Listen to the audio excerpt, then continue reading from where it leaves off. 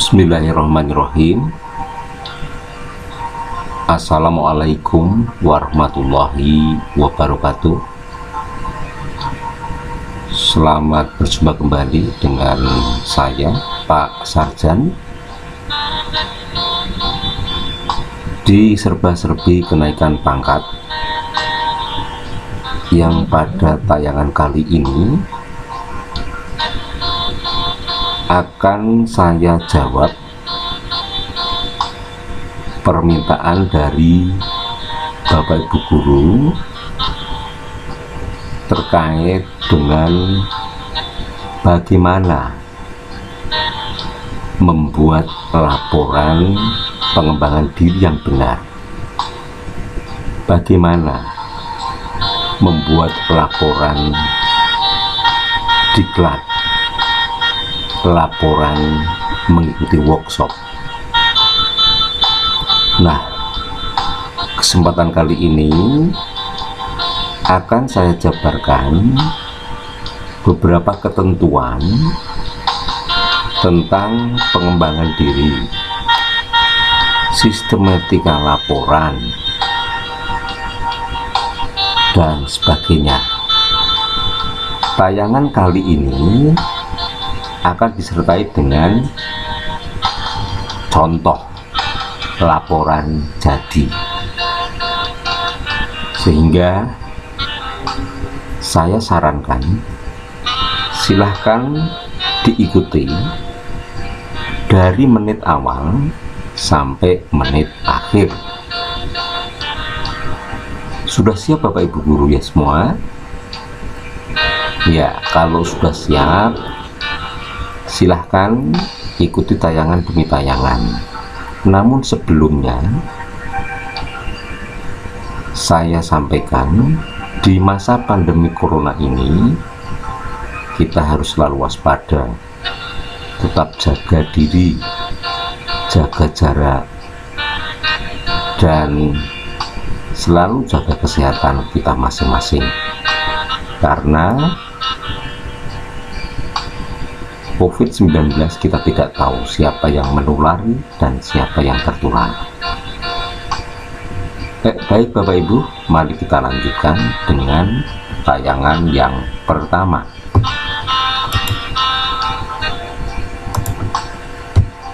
Tentang komponen penilaian kinerja berkelanjutan. Tentu hal ini sudah tidak asing bagi Bapak Ibu guru semua. Penilaian kinerja berkelanjutan dalam Permenpan RB nomor 16 tahun 2009 itu terdiri atas 1. Pengembangan diri, kemudian yang kedua adanya publikasi ilmiah, dan yang ketiga adalah karya inovasi. Ketiga-tiganya ini menjadi syarat bagi Bapak Ibu guru yang ingin meningkatkan etos kerja, meningkatkan kinerjanya, meningkatkan kepangkatannya. Maka seorang guru akan naik pangkat apabila memenuhi syarat dalam PKB-nya adalah pengembangan diri, publikasi ilmiah, dan karya inovasi sesuai syarat ketentuan berlaku. Kemudian selanjutnya, macam-macam dan jenis penilaian kinerja berkelanjutan.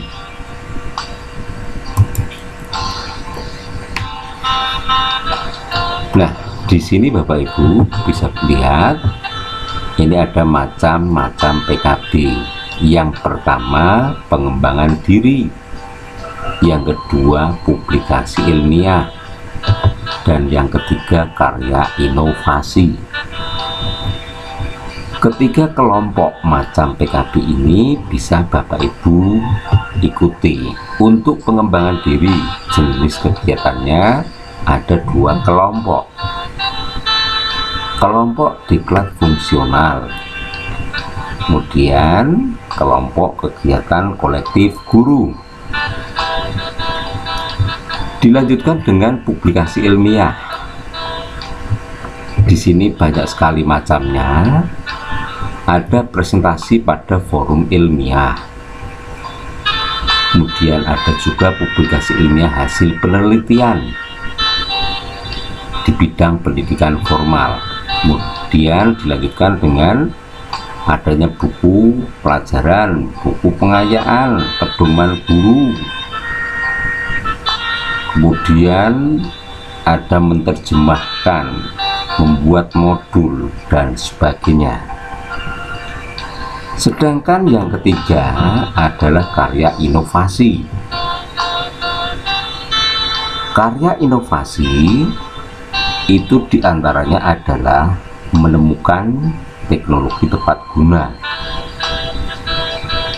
Kedua, menciptakan karya seni. Ketiga, membuat ataupun memodifikasi alat pelajaran, alat peraga, alat praktikum. Macam karya inovasi keempat adalah mengikuti pengembangan penyusunan standar pedoman soal dan seterusnya tingkat provinsi paling tidak. Nah, ini Bapak Ibu macam dan jenis kegiatan PKB yang dipersyaratkan dalam Permenpan RB nomor 16 tahun 2009.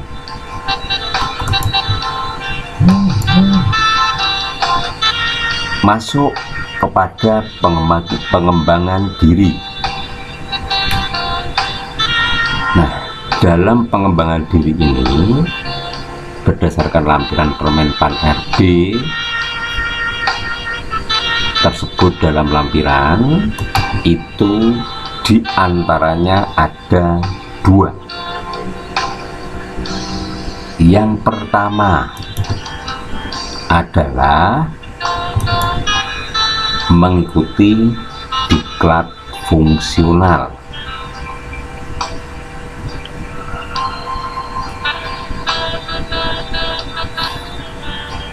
Yang kedua adalah mengikuti kegiatan kolektif guru yang meningkatkan kompetensi dan atau keprofesian guru. Apa saja macam dari diklat fungsional? Berapa lama waktu diperlukan yang dipersyaratkan? Kemudian KKG seperti apa yang diperbolehkan akan kita sampaikan di tayangan berikut.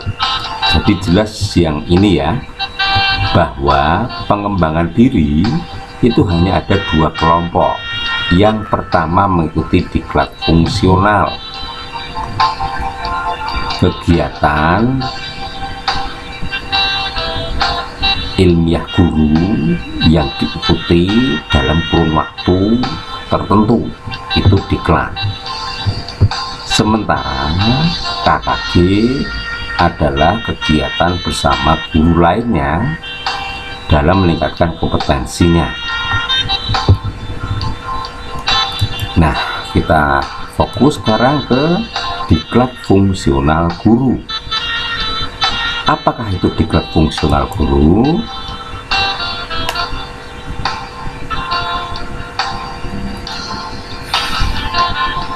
Diklat fungsional bagi guru adalah kegiatan guru dalam mengikuti pendidikan atau latihan yang bertujuan untuk meningkatkan keprofesian guru dalam kurun waktu tertentu. Sekali lagi, dalam kurun waktu tertentu. Waktunya dibatasi, waktunya diukur. Itu nanti akan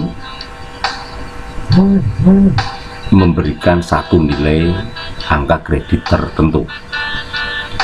Macam kegiatan dapat berupa kursus, pelatihan, penataran, maupun berbagai bentuk diklat yang lain. Nah, di bawah ini akan saya sampaikan mengenai kurun waktu diklat ataupun workshop yang berkorelasi pada angka kredit.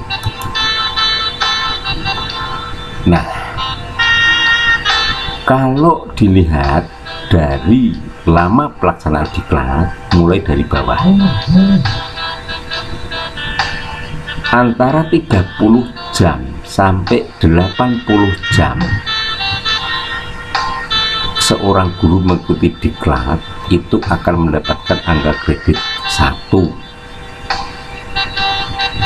Jika mengikuti diklat lamanya 81 jam sampai 180 jam, maka seorang guru akan mendapatkan angka kredit 2.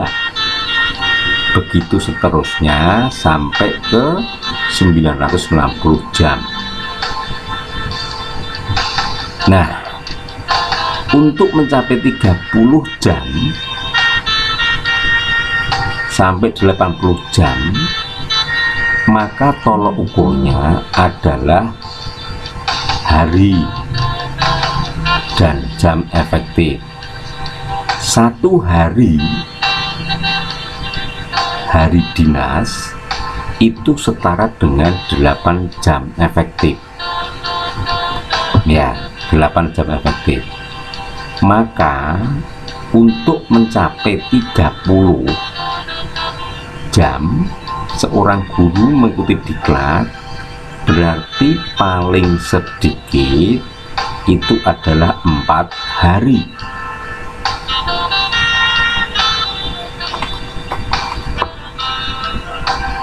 Jika kurang dari 4 hari, maka kegiatan diklat itu dipertanyakan. Kalau tidak diselingi dengan kegiatan daring lainnya. Begitu ya. Jadi 1 hari efektif kedinasan itu setara dengan 8 jam. Kemudian bukti fisik yang bisa disampaikan pada saat pengusulan kenaikan pangkat adalah fotokopi sertifikat atau surat keterangan, fotokopi surat tugas, dan juga laporan kegiatan, yang mana dalam laporan kegiatan ini ada sistematika yang harus dipenuhi oleh seorang pengusul. Demikian mengenai diklat fungsional guru. Lama waktu dan berapa angka kreditnya sudah jelas pada tabel ini.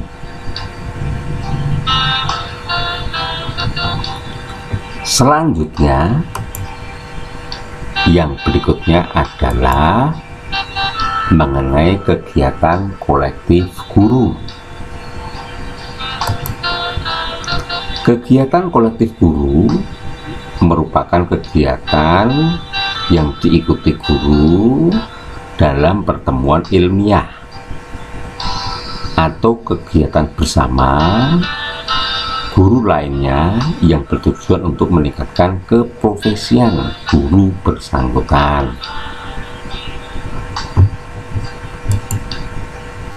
Macam-macamnya bisa dilihat di sini. Yang pertama adalah KKG, kelompok musyawarah guru. Kalau TK, PAUD, SD itu namanya KKG. Kalau jenjang SMP namanya NGMP.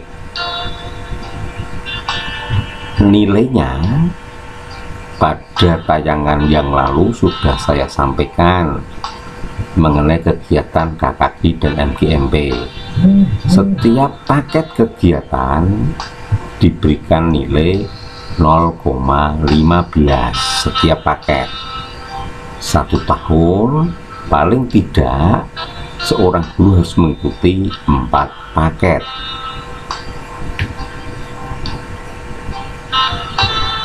Yang kedua adalah kegiatan ilmiah, semacam mengikuti seminar, kolokium, diskusi panel, dan bentuk pertemuan ilmiah lainnya.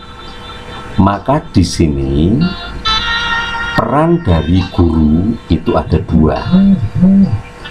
Ada yang bertindak sebagai pembahas, narasumber, maka diberikan penghargaan angka kredit sebesar 0,2. Yang kedua, peran guru sebagai peserta seminar, kolokium, diskusi panel, dan sebagainya, diberi penghargaan 0,1. Maka kegiatan ilmiah guru di bawah 4 hari, 1 hari, 2 hari, 3 hari, itu dikelompokkan dalam kegiatan kolektif guru ini.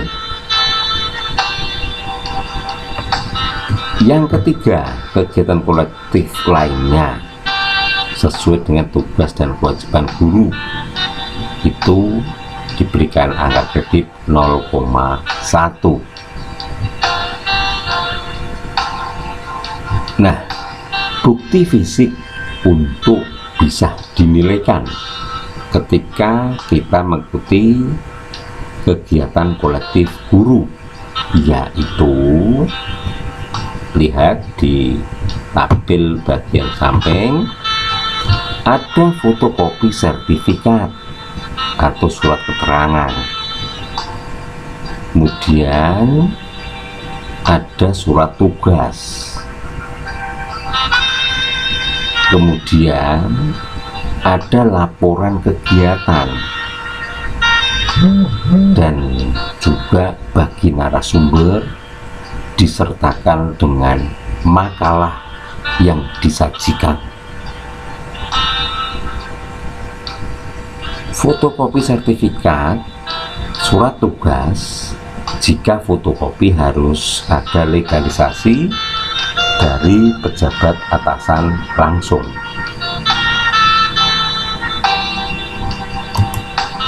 Selanjutnya, sistematika penulisan laporan pengembangan diri.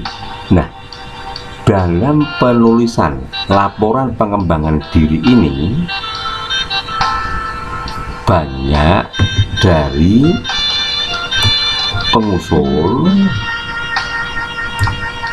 yang tidak paham atau tidak tahu, sehingga ketika mengusulkan berkas kenaikan pangkat itu hanya berwujud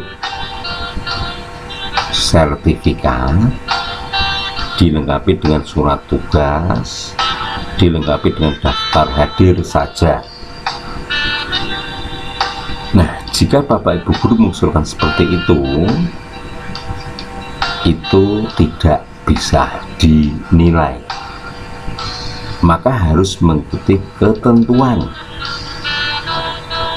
Ketentuan yang dimaksud di sini adalah sistematika penulisan laporan pengembangan diri yang sudah jelas disampaikan pada buku 4 Permenpan RB nomor 16 tahun 2009. Nah, seperti apa sistematikanya Bapak Ibu?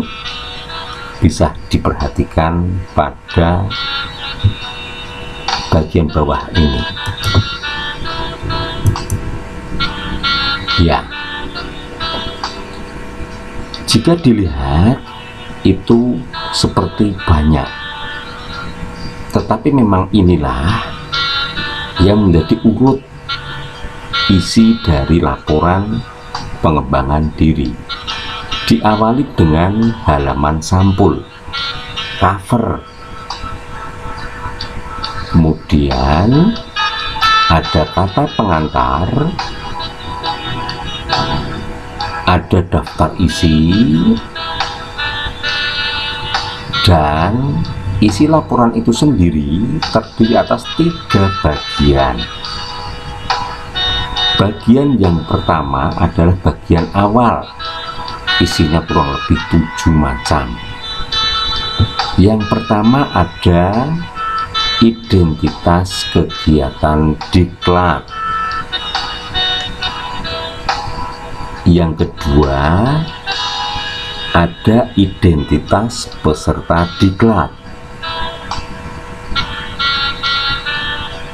Kemudian yang ketiga, tujuan umum penyelenggaraan diklat.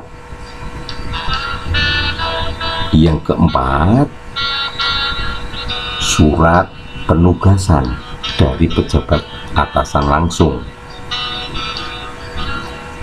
Kelima, ada lembar pengesahan.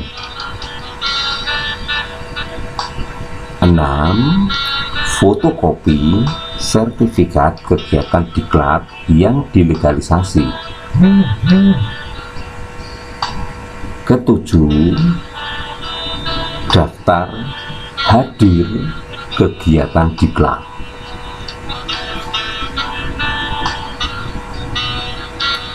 Bagian yang berikutnya adalah bagian isi.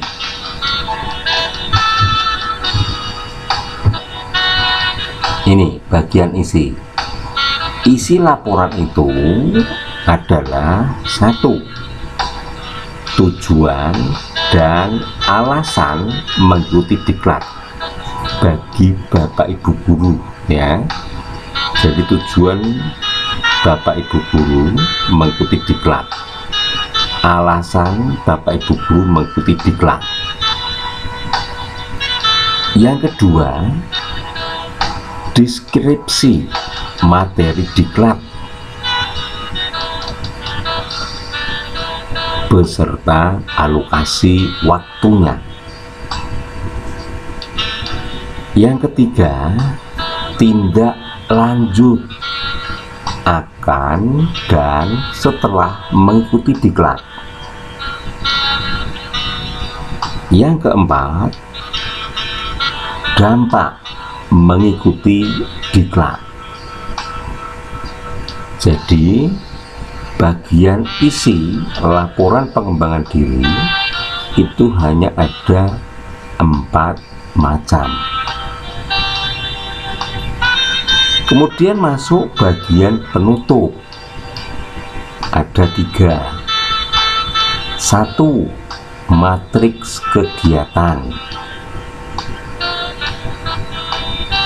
2, uraian materi kegiatan. Dan yang ketiga, dokumen foto kegiatan. Inilah sistematika penulisan laporan pengembangan diri versi lengkap. Jika Bapak Ibu sudah menyusun laporan seperti pada tayangan tersebut, maka nanti penilai hanya akan melakukan penelitian terhadap keabsahan kegiatan, terhadap kedalaman materi laporan. Nah, ini Bapak Ibu mengenai sistematika penulisan laporan pengembangan diri. Selanjutnya Bapak Ibu, ini sebelum sampai pada contoh laporan pengembangan diri yang sebenarnya, bagi yang belum menyentuh subscribe, bantu saya untuk sentuh subscribe. Jika belum disentuh, warnanya merah. Jika sudah, warnanya abu-abu di subscribe. Sudah tidak perlu disentuh lagi. Lihat tulisan subscribe, kalau warnanya merah, sentuh.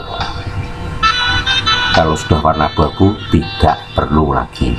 Cukup kalau sudah tidak menyentuh subscribe, cukup menyentuh ini. Cukup sentuh jempol ke atas, like. Kemudian bisa dibagikan kepada bapak ibu guru lain yang memerlukan. Dengan bapak ibu guru menyentuh subscribe ataupun like, share, akan membuat saya menjadi lebih bersemangat untuk membuat tayangan dengan materi yang update. Silahkan ikuti tayangan-tayangan berikut.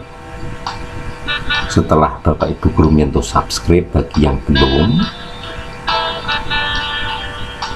itu nanti setelah bapak ibu guru menyentuh, maka tayangan-tayangan yang akan saya unggah berikutnya secara otomatis akan diberitahukan di HP bapak ibu guru semua. Baik, kita akan lihat sekarang contoh laporan pengembangan diri kegiatan mengikuti diklat penulisan artikel populer di media massa. Bagi bapak ibu guru yang sudah mempunyai sertifikat sejenis, bisa untuk dibuat laporan sama atau lebih baik dari contoh ini. Ya, kita lihat dalam penulisan artikel populer di media massa, seorang guru dalam kurun waktu pengusulan kenaikan pangkat maksimal bisa menilaikan 3 artikel populer di media massa.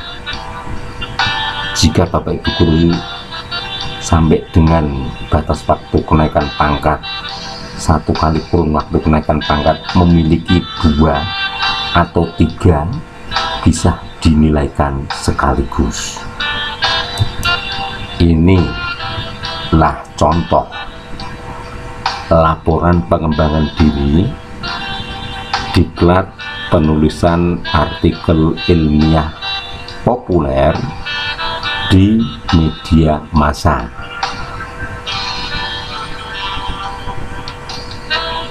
Nah, ini yang dinamakan dengan lembar sampul atau cover. Silahkan diperhatikan covernya.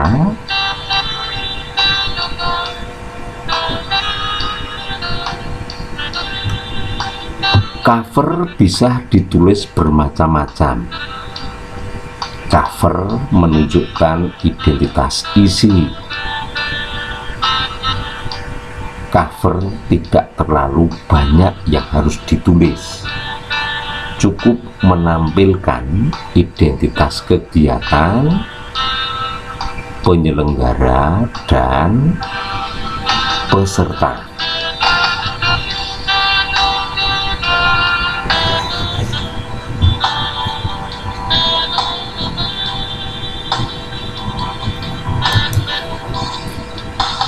Halaman berikutnya adalah kata pengantar.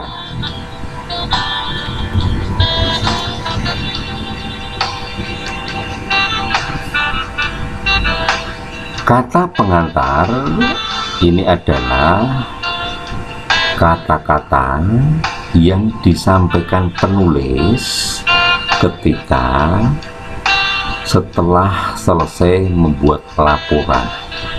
Ada proses, ada rasa syukur, dan ada penutup. Maka di sini tergantung dari penulis itu sendiri.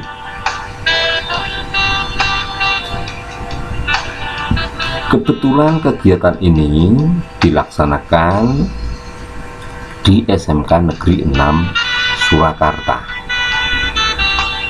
kerjasama dari Dinas Pendidikan Wilayah 7 Surakarta dengan Jawa Pos Radar Solo, bertempat di SMK Negeri 6 Surakarta. Setelah kata pengantar, halaman berikutnya adalah daftar isi. Daftar isi persis seperti pada sistematika di depan.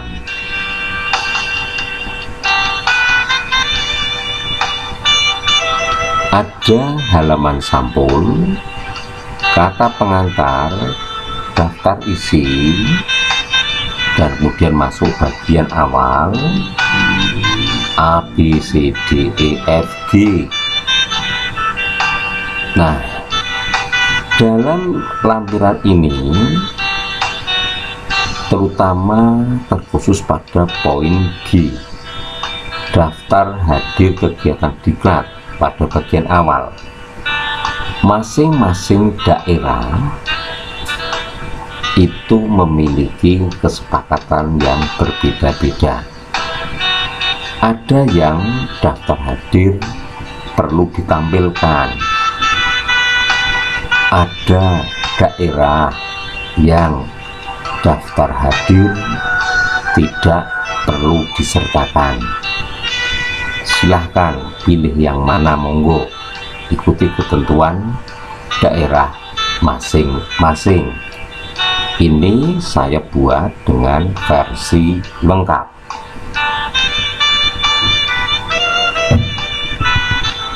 Bagian isi yaitu ada A, tujuan dan alasan mengikuti diklat penulisan artikel populer. Cukup ditambahkan dengan materi diklatnya. B, ada deskripsi materi diklat penulisan artikel populer. C, tindak lanjut akan dan setelah mengikuti diklat penulisan artikel populer. Dan D, pada bagian isi adalah dampak mengikuti diklat penulisan artikel populer. Tentunya dampak ini akan berdampak pada guru itu sendiri dan siswa itu sendiri, mungkin juga proses belajar mengajarnya. Perlu ditulis pada bagian isi. Bagian akhir adalah bagian penutup. Pada bagian penutup berisi matrik kegiatan berupa tabel, kolom. Kemudian B, materi kegiatan diklat atau workshop itu sendiri dalam bentuk hard, di print out atau di fotokopi. Sedangkan yang C adalah dokumen foto kegiatan. Ini pun pada bagian penutup poin C, dokumen kegiatan atau foto kegiatan itu juga berbeda-beda kesepakatan dari penilai. Pada daerah-daerah, kabupaten-kabupaten memiliki ketentuan yang berbeda. Ada yang menyertakan dokumen foto kegiatan, silahkan.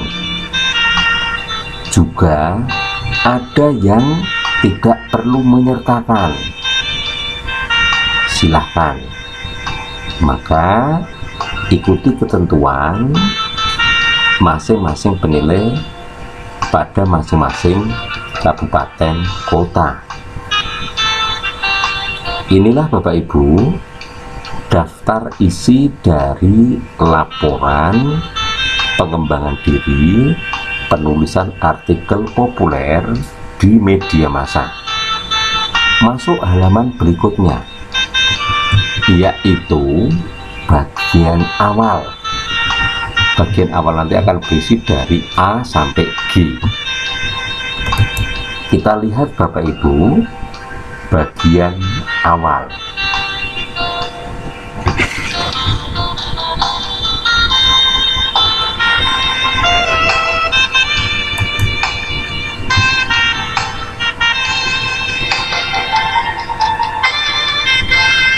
Bagian awal adalah identitas kegiatan, berisi nama kegiatan, waktu pelaksanaan kegiatan, 3 peserta,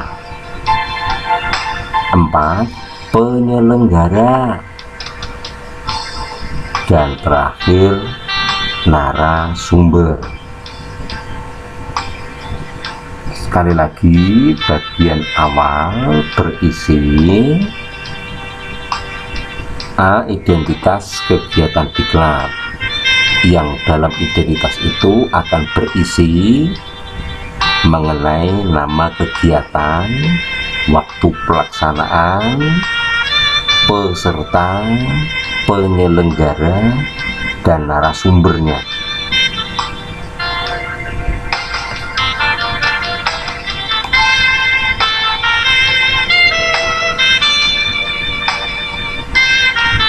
Halaman lanjutan berikutnya pada bagian awal adalah narasumber. Narasumbernya dari dinas, kemudian pengawas, kepala SMK 6, dan juga dari redaktur senior Jawa Pos Radar Solo.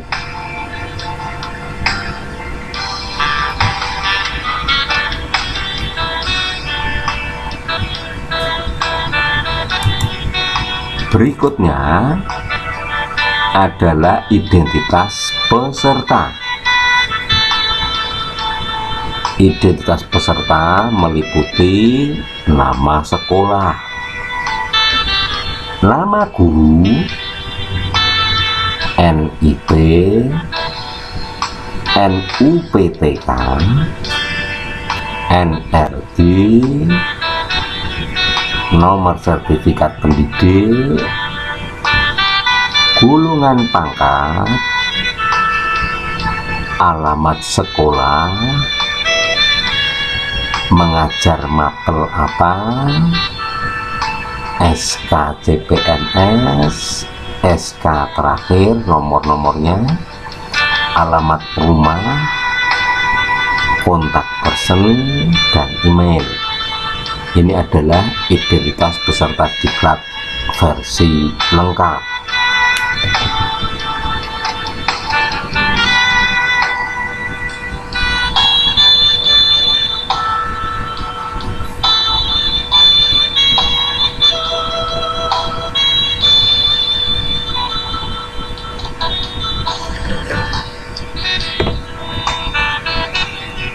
Berikutnya adalah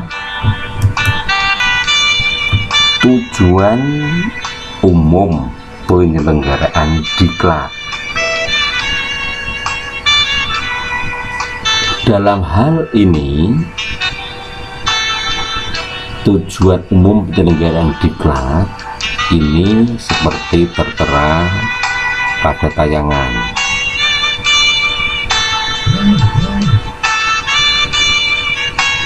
Silahkan setiap kegiatan yang dalam tujuan penyelenggaraan diklat bisa dirangkum maksud dan tujuan dari kegiatan itu agar follow up-nya itu jelas.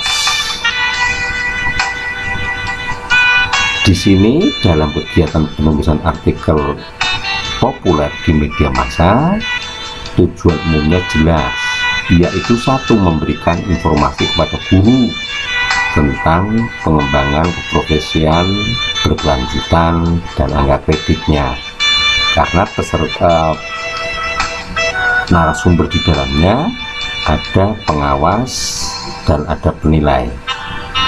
Kedua, memfasilitasi para guru dalam meningkatkan kompetensi dan keterampilan menulis artikel populer yang dipublikasikan di media massa, di koran. Kalau sebelumnya menulis di koran adalah sesuatu hal yang sulit, maka dengan kegiatan ini para guru difasilitasi, dibantu agar ide gagasannya bisa terpublikasikan pada koran media massa. Yang ketiga, memberikan kesempatan para guru untuk saling bertukar pikiran tentang dunia pelajaran dengan peserta lain. Ini adalah 3 tujuan penyelenggaraan dari diklat.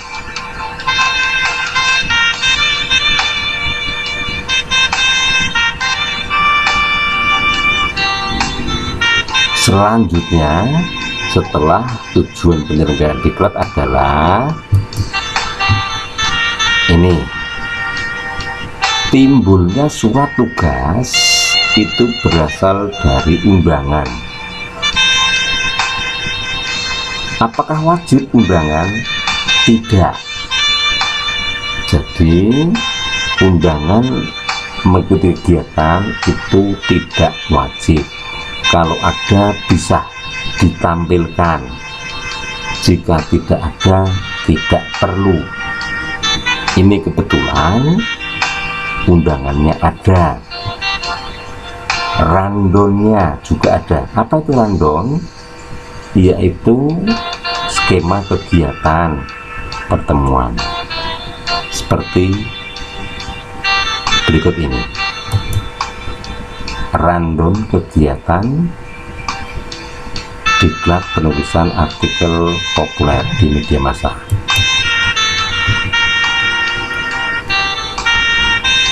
Ya, ini jadi kegiatan dari waktu ke waktu, jelas tersampaikan arahnya kemana, waktunya sampai berapa lama, siapa pematerinya. Ini adalah random kegiatan tatap muka.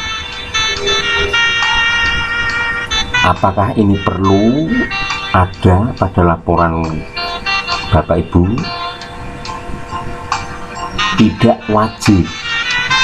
Jadi kalau tidak ada, tidak perlu disertakan dalam berkas usul. Berikutnya masih lanjutan randonnya.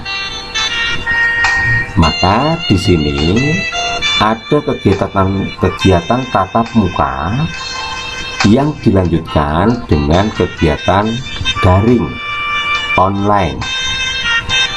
Nah, ada 31 Maret dan 7-8 April. Ini adalah kegiatan terbimbing untuk editing naskah dan sebagainya. Maka tatap mukanya itu 1-2 hari, yang lain adalah daring, sehingga jika dihitung dengan hari efektif memenuhi syarat 4 hari, maka alokasi waktunya nanti kurang lebih 32 jam.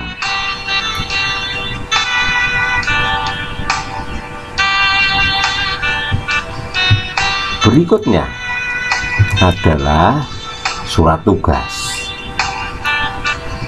Nah, silahkan surat tugas Bapak Ibu guru semua itu disertakan jelas penugasannya kepada siapa, untuk apa, kapan waktunya, kemudian ada tanda tangan kepala sekolah, dan dilegalisasi. Jika Bapak Ibu guru menyertakan fotokopinya, maka harus dilegalisir.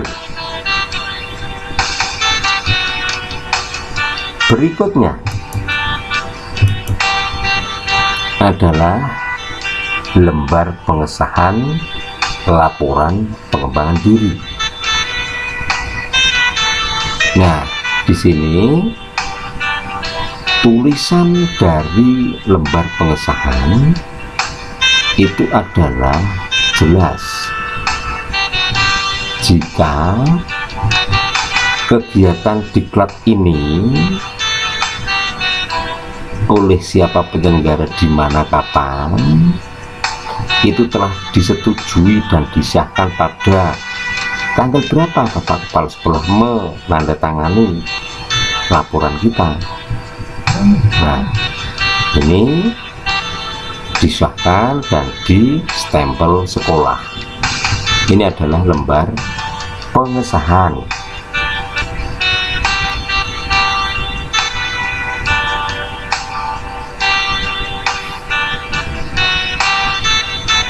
Lembar pengesahan sekali lagi yang menandatangani cukup pejabat atasan kita. Selanjutnya setelah lembar pengesahan adalah sertifikat kegiatan. Ya, sertifikat kegiatan Bapak Ibu.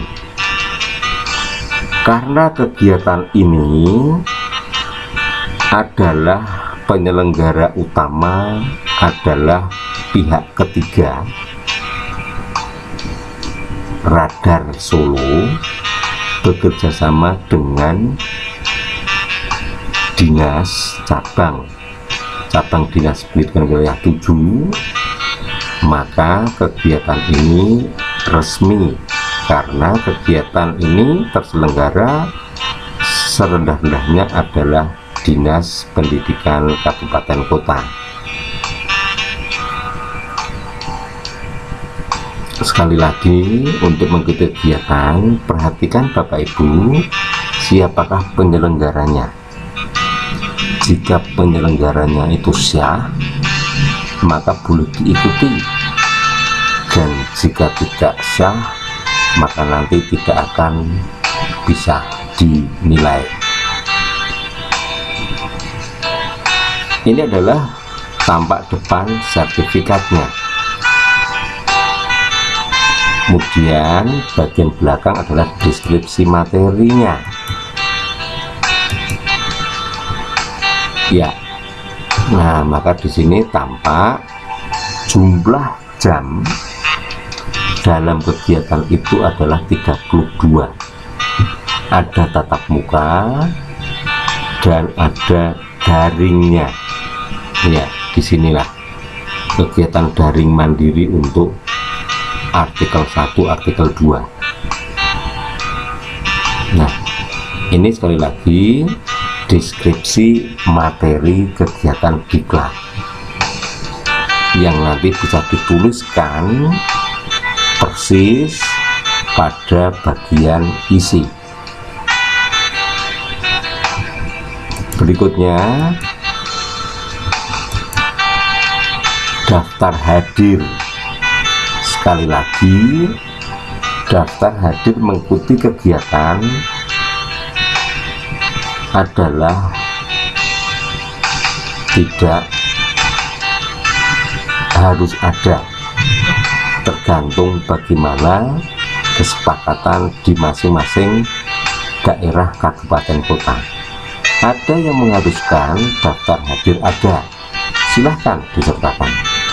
Ada daerah kabupaten kota yang tidak perlu menyertakan daftar hadir, jadi bebas ya.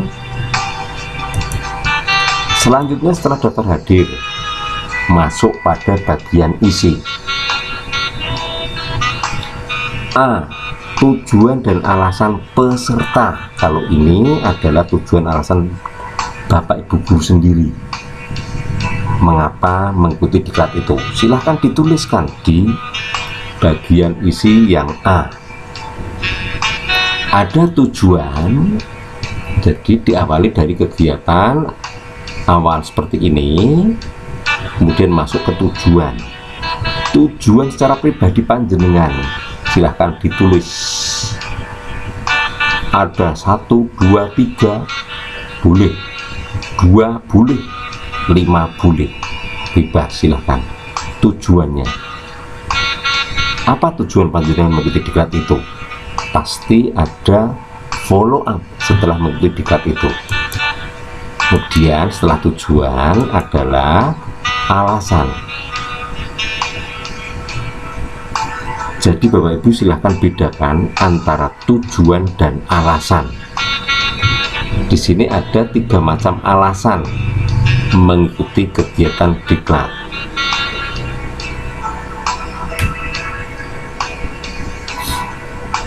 Setelah tujuan dan alasan mengikuti kegiatan diklat bagi peserta itu adalah yang B, deskripsi materi diklat. Bisa diuraikan seperti ini, kemudian dikombinasi dengan tabel deskripsi materi seperti pada bagian belakang sertifikat.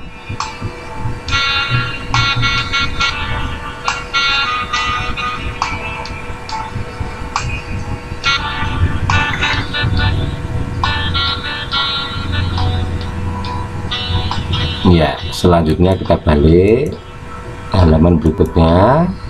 Ini struktur materi pelatihan, deskripsi materi kegiatannya.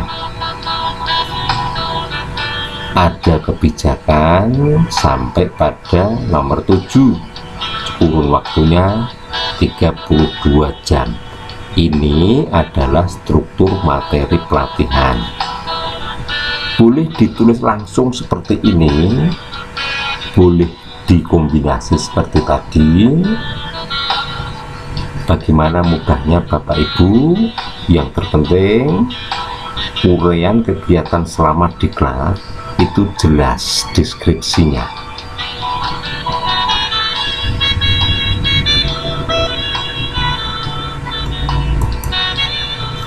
Selanjutnya tindak lanjut akan dan setelah mengikuti diklat.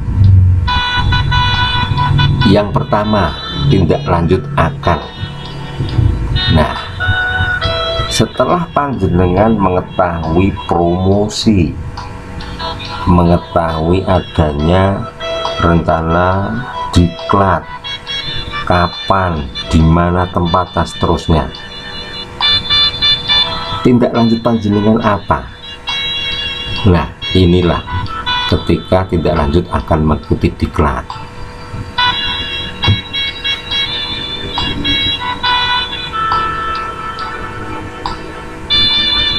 Silahkan ditulis tindak lanjutnya setelah panjenengan mendapatkan informasi adanya diklat penulisan artikel populer. Yang Anda lakukan apa? Setelah tindak lanjut akan ditulis,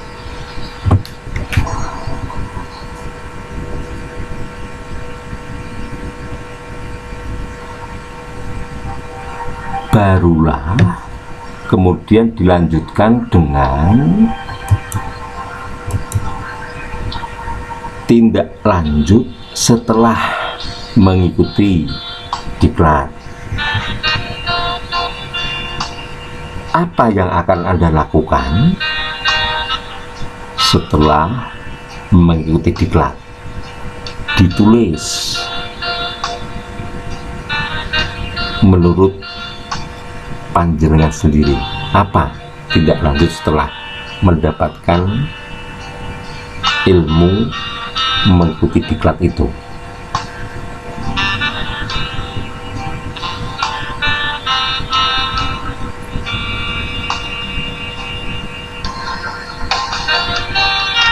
Berikutnya, setelah tindak lanjut akan bagian isi yang terakhir adalah dampak. Setelah mengikuti kegiatan workshop, diklat pasti akan berdampak. Dampak itu akan menyasar pada subjek-subjek tertentu, seperti dampak bagi peserta didik. Panjenengan setelah mengikuti diklat penulisan artikel populer itu akan berdampak kepada peserta didik. Apa saja dampaknya? Ini silahkan ditulis. Panjenengan setelah mengikuti kegiatan workshop lain-lainnya pasti akan berdampak. Bagaimana kita bersikap, bagaimana kita mengajar, bagaimana kita mengurai, mengelola deskripsi alam pikir kita kepada siswa pasti akan berbeda. Yang kedua, dampak kedua bagi Bapak Ibu guru sendiri maupun praktisi pendidikan lainnya, pasti akan memberikan sesuatu yang berbeda, memberikan sesuatu peningkatan pola pikir, peningkatan stigma cara berpikir, peningkatan skill. Nah, silahkan ditulis 2 macam, 3 macam, boleh. Dampak yang kedua bagi guru atau praktisi. Dampak yang terakhir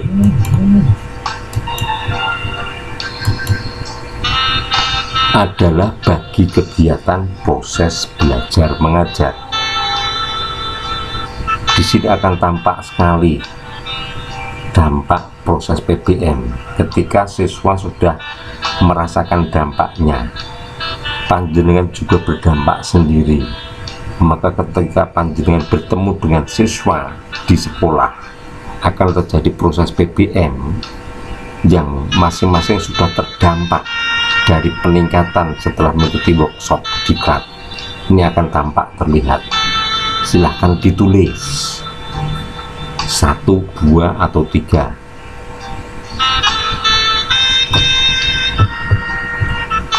Selanjutnya setelah dampak kita akan masuk pada bagian akhir. Bagian akhir yang pertama tadi adalah materi kegiatan. Harus Bapak Ibu guru tulis seperti pada tabel di tayangan itu. Yang pertama isinya adalah nama diklat. Kemudian ada tempat kegiatan, ada jumlah jam kegiatan diklat, kemudian ada nama fasilitatornya, narasumbernya, kemudian ada mata diklatnya, lalu nama penyelenggara kegiatan diklat atau workshop, dan dampak. Jadi ada 1, 2, 3, 4, 5, 6, 7 kolom harus tertulis pada materi kegiatan ini yang harus diisi sesuai dengan pelaksanaannya.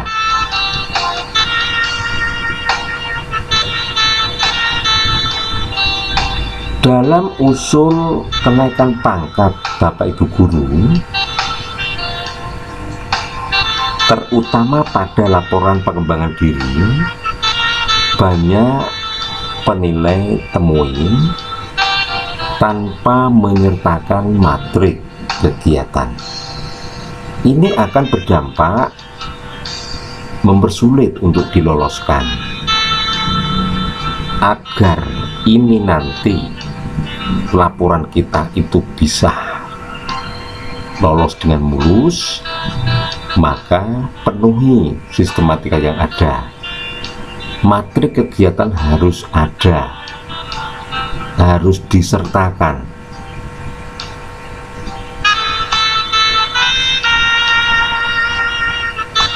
Nah, selanjutnya masih pada matrik. Nah, di sini adalah lanjutan dari narasumber atau fasilitator. Ini bagian akhir yang pertama tentang matriks kegiatan. Silahkan mulai dipertimbangkan untuk melengkapi laporannya bagi yang mau kenaikan pangkat, karena laporan pengembangan diri di semua golongan pangkat sifatnya wajib, harus ada. Bagian akhir yang kedua, materi. Ya, di sini kebetulan materinya cukup saya tulis pada file-file yang ada. Artinya, silahkan ini dicetak menjadi bentuk hard, di print out bagi yang berupa file. Kalau ternyata dari penyelenggaraan sudah ada modulnya, sudah ada materi terkopi, nah itu boleh disertakan langsung. Jadi selama kegiatan workshop, materinya apa jelas terkait materi.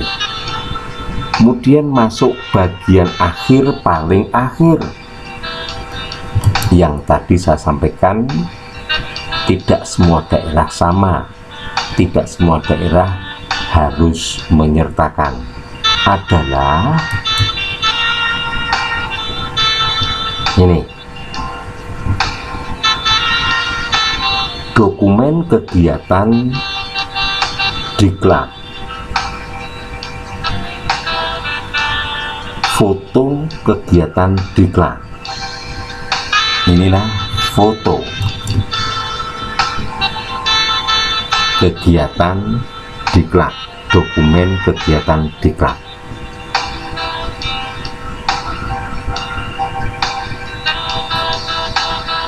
Selama kegiatan diklat itu akan valid ketika dokumen penyelenggaraannya ada. Ini mendukung kuatnya laporan kita agar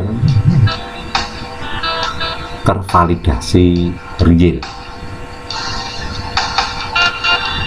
Jelas kegiatan itu dilaksanakan, jelas kegiatan itu ada. Inilah fungsi dari dokumen kegiatan, memperkuat dari laporan pengembangan diri kita.